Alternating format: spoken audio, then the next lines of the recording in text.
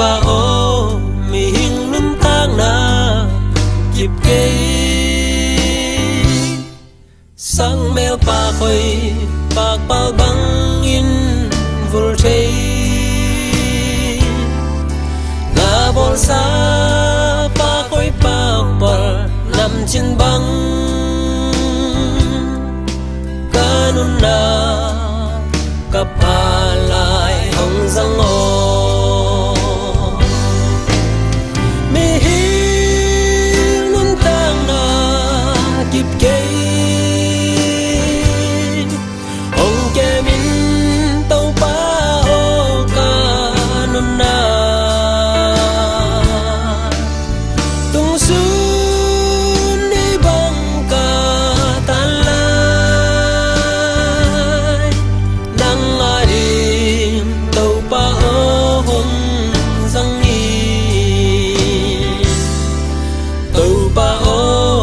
mi hing lum tang na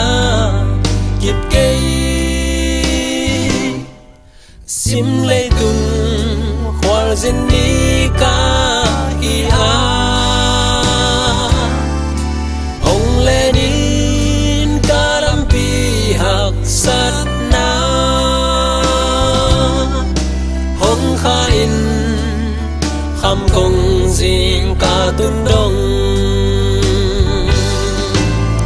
mi hi nun tang na kip ke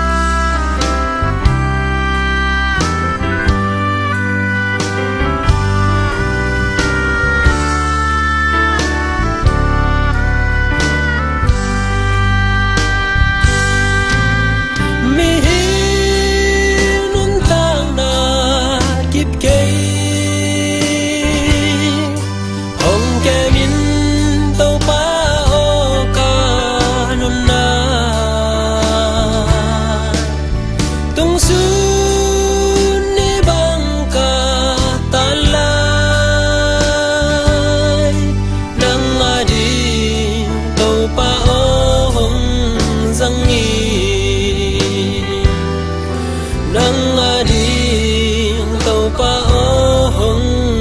zang